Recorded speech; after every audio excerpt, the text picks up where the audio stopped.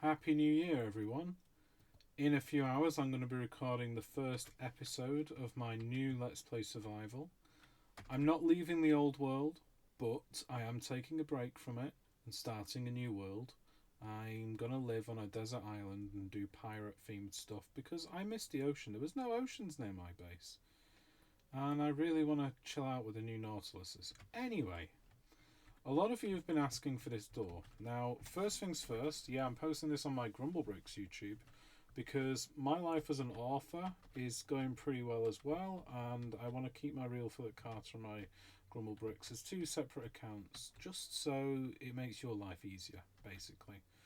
So if you just care about Minecraft and maybe a bit of Lego, you come here. If you want to know about my books and my stand-up comedy, you can go over there. It makes sense. It's more work for me, but it means that life's going to be easier for you. I don't know why my eyes have been closed this whole time. Anyway, I've rebuilt the door. It's now smaller than it used to be. Has a smaller footprint. It's only 8 blocks deep. And 15 wide and like 17 or 19 tall. But in reality, you can hide a lot of that redstone underground. Like if you're going to build the ground floor, would be like there. So it's actually a lot smaller than it feels. And the opening sequence as well lights it up.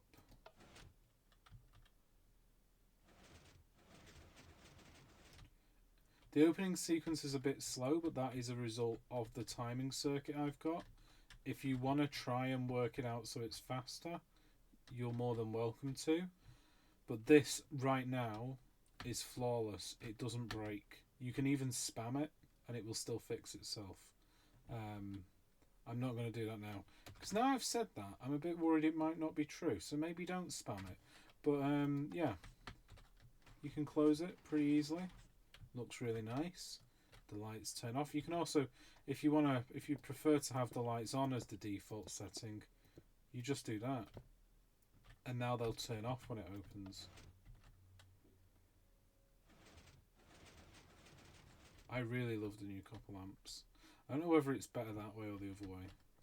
Yeah, anyway, you open it and then you've got this 5 deep area here that you can come into. And then you have to build your walls and stuff like that. So it's a bit of a corridor, but considering it's a 5x5 piston door in Bedrock Edition, I think it's okay. The redstone's pretty simple. There's just a lot of torch towers and repeaters, and that's pretty much it. Why is that a comparator? How long has that been a comparator? That shouldn't be a comparator. Should be a repeater. Why am I like this? Yeah. Isn't that lovely? I think it works really well.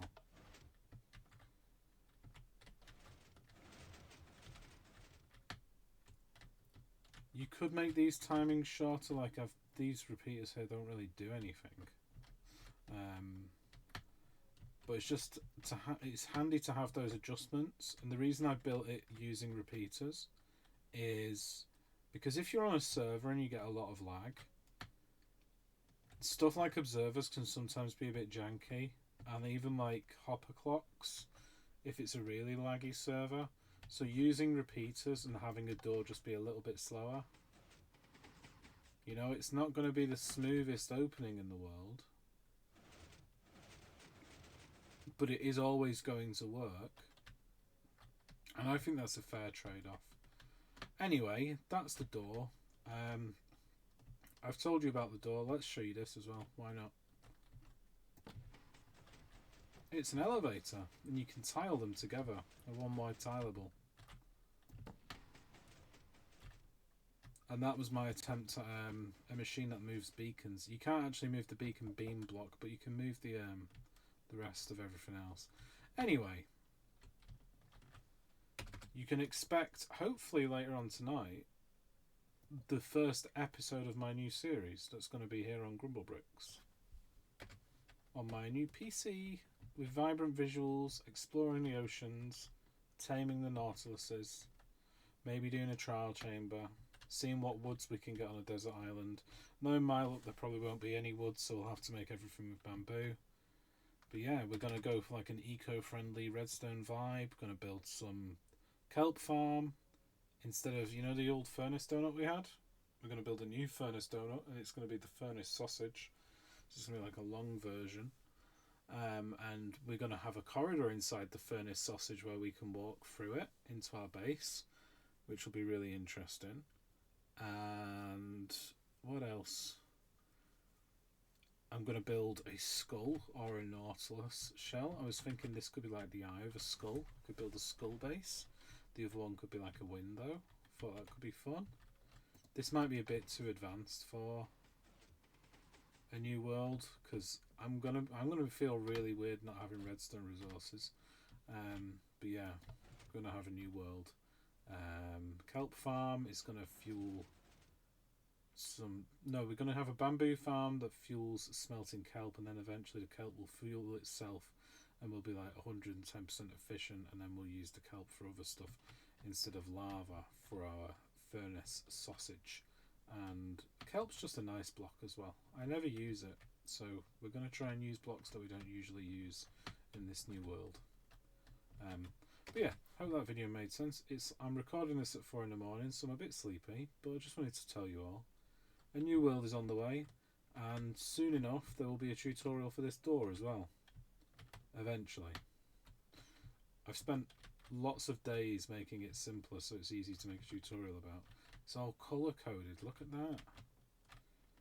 That was hard as well, because I don't colour code in the beginning, so I was going around breaking all the blocks and replacing them, and at one point I kind of got distracted and forgot what I'd done. I rebuilt it wrong.